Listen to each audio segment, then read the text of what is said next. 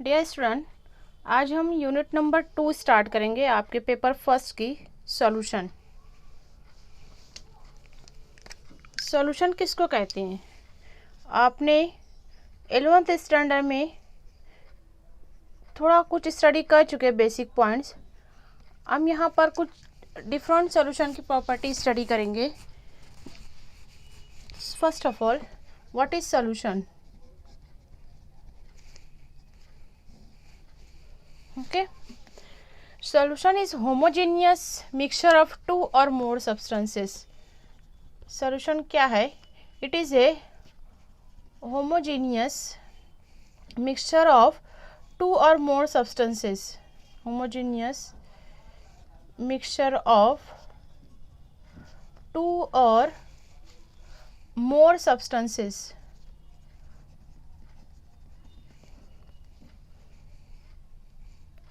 In same or different physical phases. In same or different physical phases. Face मतलब यहाँ पर उसकी state आएगी सॉलिड, लिक्विड एंड गैस।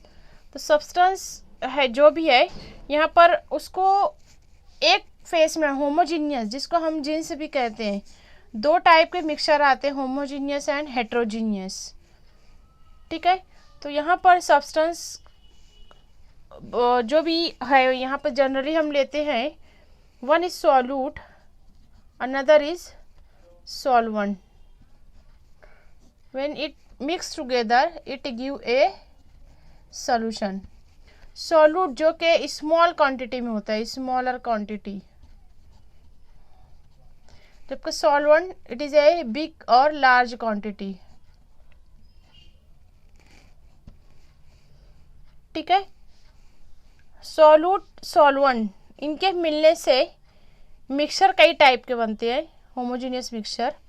ठीक है, ये कंपोनेंट के बेसिस पर है। Either it mix one solid in one solvent, that is called a binary mixture, और that called binary solution. Binary solution. Solvent which is present in large quantity while other is present in a smaller quantity. One solute plus one solvent, इसकी मदद से one solvent, इसकी मदद से जो solution बनेगा उसको कहेंगे हम binary solution. Is that clear? आप एक सिंपल एग्जांपल हो बाइनरी सोल्यूशन की।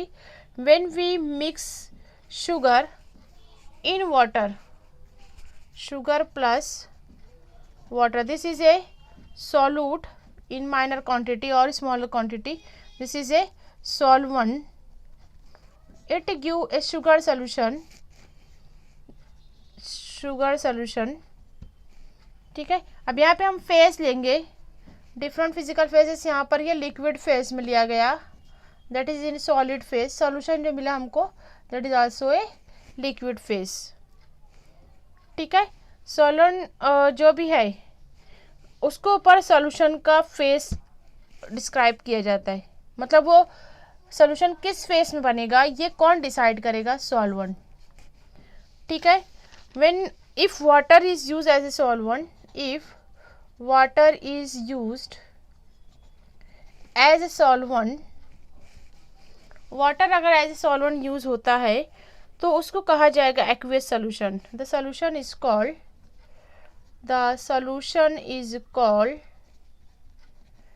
Aqueous solution. जैसा कि आप सभी जानते हो वाटर यूनिवर्सल सॉल्वेंट है। बहुत सारे अज्जा जो हैं वाटर में डिजॉल्व हो जाते हैं at room temperature, therefore it is called as universal solvent. तो अगर वाटर सॉल्वेंट है तो वो सोल्यूशन जो बनेगा वो एक्वियस कहलाता है। और in case if water is not use as a solvent, the solution is called non aqueous solution. जैसे कुछ ऑर्गेनिक सॉल्वेंट अगर यूज होते हैं, बेंजीन, कार्बन टेट्राक्लोराइड, क्लोरोफॉर्म, अगर ये सब सॉल्वेंट यूज होते हैं तो उसको कहा जाएगा नॉन एक्वियस सोल्यूशन। अब यहाँ पर एक क्लासिफिकेशन है which is based on solute dissolve in a solvent, solute based on solute dissolve in solvent, it classify into two class, that is called or generally three class. First is called unsaturated solution, unsaturated solution. ये सब आप 11th में पढ़ के आए या आपको थोड़ा सा बेसिक का रिवीजन हो जाएगा. अनसैचुरेटेड सोल्यूशन किसको कहेंगे? A solution in which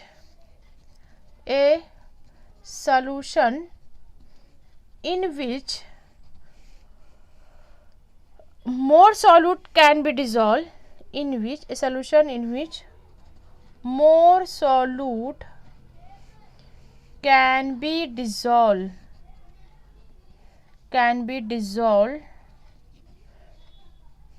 without rising in temperature, बगैर टेम्परेचर को बढ़ाए हुए अगर और कैपेसिटी है सॉल्वेंट की सॉल्यूट मॉलिक्यूल को हल करने की, तो उसको कहा जाता है अनसैचुरेटेड, गैर सैरशुदा इसको कहेंगे हम.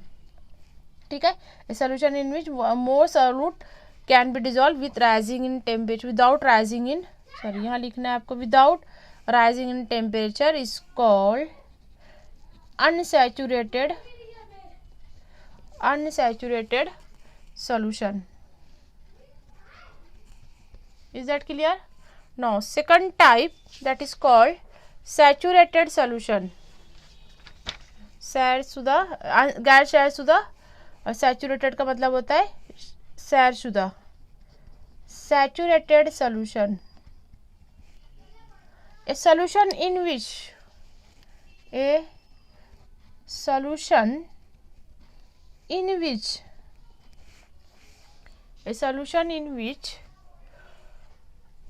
no solute can be dissolved, no solute can be dissolved further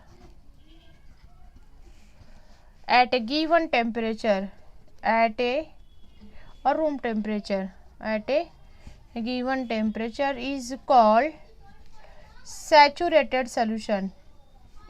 Is that clear? Now third type, that is called super saturated solution. Super saturated solution, a solution in which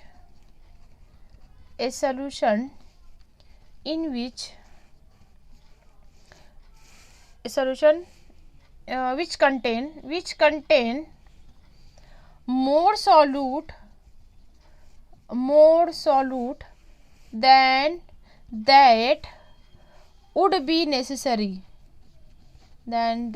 be necessary to saturated state, to saturated it at given temperature is called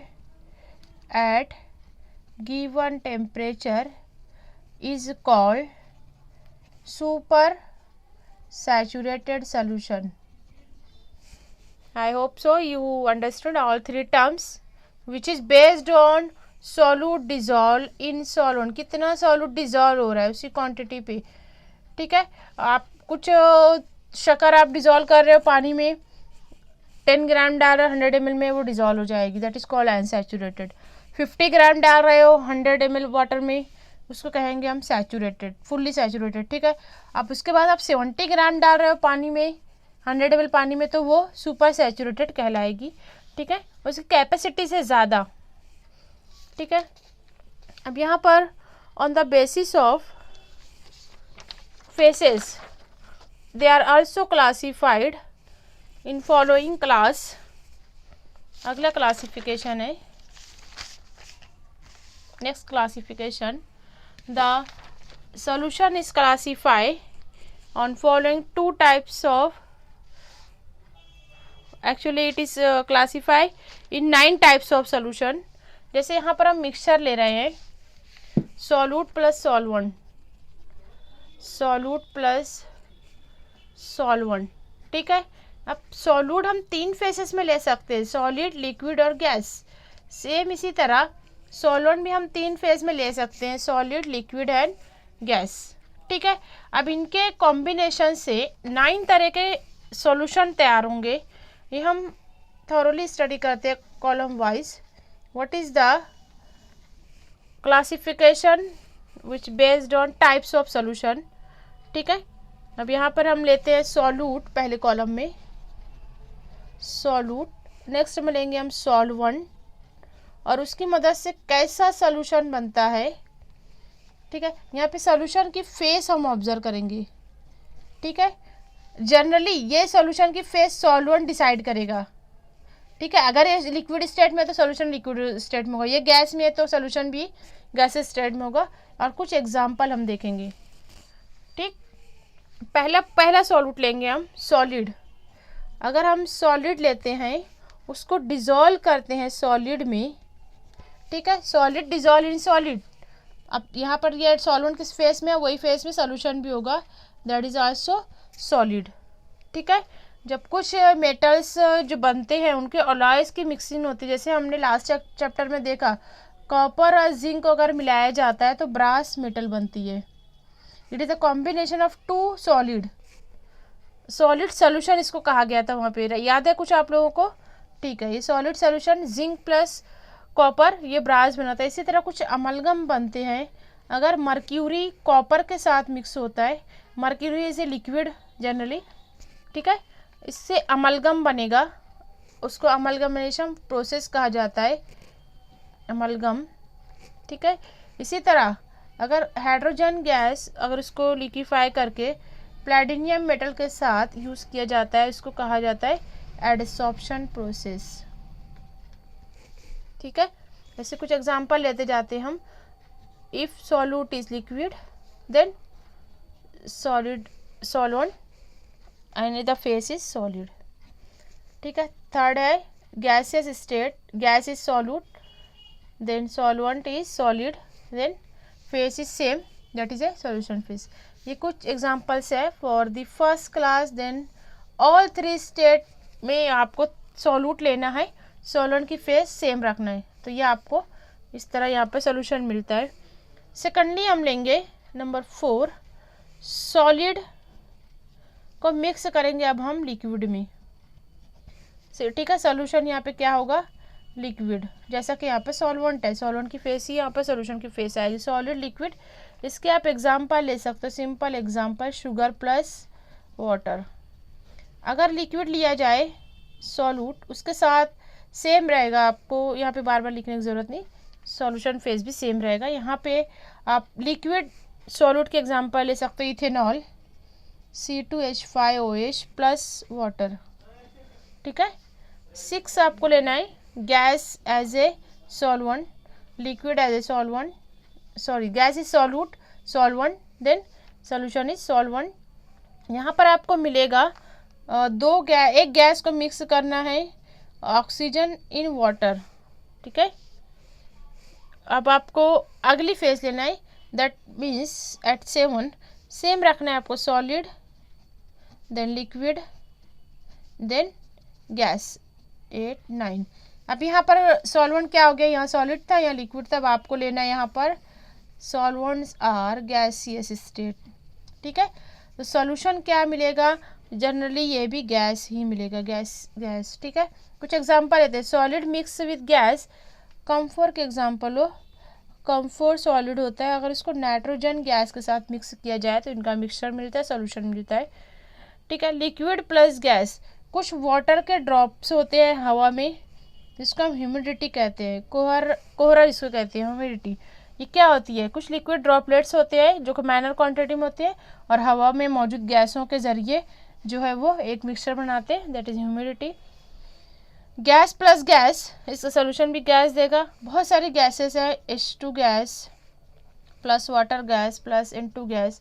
ठीक है, 2-3 gas आपस में मिल जाती है, एक major quantity में होगी, एक माइनर क्वांटिटी में होगी, इसकी वजह से जो सोल्यूशन बनेगा उसको कहा जाएगा that is a gaseous solution. ठीक है, यहाँ पर ये पॉइंट क्लियर होता है क्लासिफिकेशन का। अगला पार्ट है ये हम देखेंगे what the factor affecting on solubility. सबसे पहले देखेंगे हम सॉल्युबिलिटी। सॉल्युबिलिटी क्या है? किसी भी चीज़ का किसी चीज़ में हल होना, solubility. What is the solubility, इसको डिफाइन करेंगे। Solubility of A solute is it's amount per unit volume of saturated solution. मतलब यहाँ पर कोई भी सॉल्यूट है, उसका मैक्सिमम कॉन्सेंट्रेशन जो कि वो दिए गए सॉल्यूट में डिजॉल्व होता है। Okay, that is called solubility of a substance. ठीक है, solubility is nothing but the solubility of a solute is its amount per unit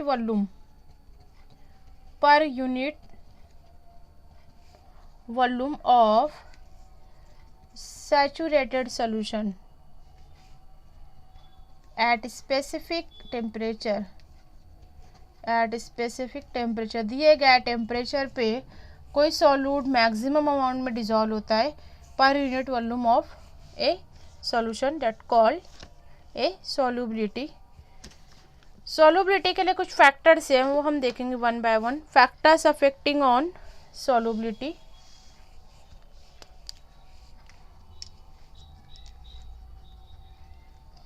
Factors affecting on solubility। Factors affecting solubility। ठीक है, हम one by one factors देखेंगे। अब यहाँ पर जो सब्सटेंस डिजॉल्व हो रहा है सॉल्वेंट में, वो हर सॉल्वेंट में डिजॉल्व हो जाए, हर सब्सटेंस से ज़रूरी नहीं है। इससे कुछ रूल है डिजॉल्व करने के लिए। जैसे यहाँ पर आप पिछली जमातों में पढ़ चुकी हो, लाइक डिजॉल्व लाइक। ठीक है, तो पहला हम वही देखते हैं, nature of first factor, nature of solute and solvent. मतलब वो उसका नेचर बोले तो यहाँ पर वो पोलार है और नॉन पोलार है, ये उसका नेचर हो गया।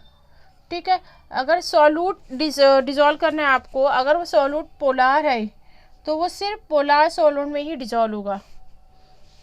समझ में आ रहा है? The substance having similar forces of attraction, polar substances are dissolve in polar solvent. ठीक है, पोलार सब्सटेंस है वो पोलार सॉल्वेंट में डिजॉल्व होगा। इसी तरह non polar substances are dissolve in non polar solvent. Is that clear? Like dissolve like, ये एक फंडामेंटल पॉइंट है। लाइक डिजॉल्व लाइक, जैसा सॉल्वेंट है वैसा ही अगर सब्सटेंस उसी नेचर का है तो ये रूल फॉलो होता है। Is that clear?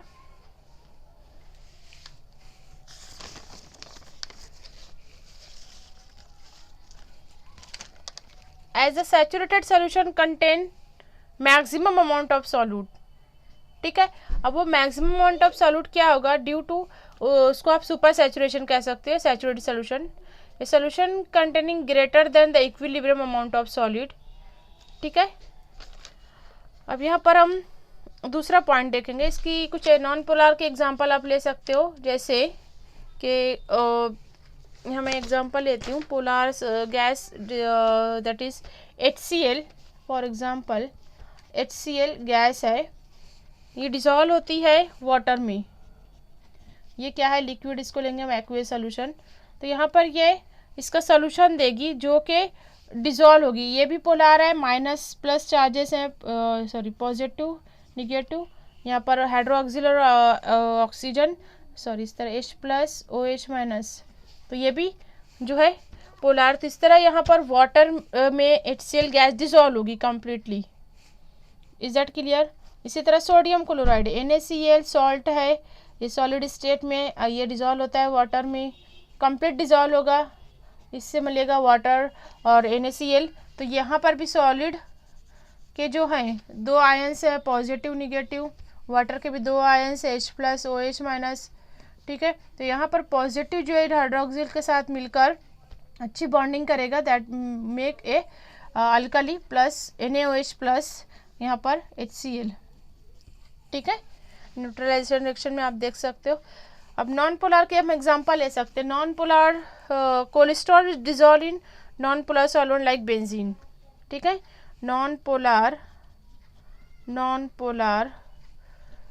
Cholesterol dissolve in non-polar solvent that is benzene. Is that clear this point? ठीक है। इसी तरह ऑक्सीजन जो है वो पानी में बहुत कम हल होती है, लेकिन हमारे ब्लड में जो होती है वो डिजॉल्व हो जाती है due to presence of a molecule, that is because of binding of oxygen molecule with hemoglobin which present in a blood, ठीक है। now next point, the next factor, second factor, that is effect of temperature on solubility. Effect of temperature on solubility. now see that effect of temperature बढ़ाने से solubility बढ़ती है किसी भी solid की। The temperature increases solubility of A solute becomes increases, ठीक है। ये सॉलिड अगर सॉलिड स्टेट में अगर सॉल्यूट है तो ये वेल होता है, अच्छा होता है, लेकिन अगर कोई लिक्विड है, लिक्विड को आपको डिजॉल्व करना है गैस में, इसका जो सॉल्यूशन बनेगा वहाँ पर एक्सोथर्मिक रिएक्शन होती है। एक्सोथर्मिक मतलब हीट जो होती है वो इवॉल्व होती है, इवॉल्व, ठीक है। इस कंडीशन में एक्सोथर्मिक रिएक्शन में when heat energy increases then reaction becomes reverse और द सॉल्युबिलिटी बिकम्स डिक्रीजेस, ठीक है। टेम्परेचर कुछ गैसेस में ऐसा होता है कि लो टेम्परेचर पर उनकी सॉल्युबिलिटी ज़्यादा होती है। Low temperature in case of gases, low temperature gases solubility increases, solubility of gases increases, ठीक है। यहाँ पर तीसरा फैक्टर है जो कि हम अगले लेक्चर में देखेंगे with Henry law, effect of pressure on solubility.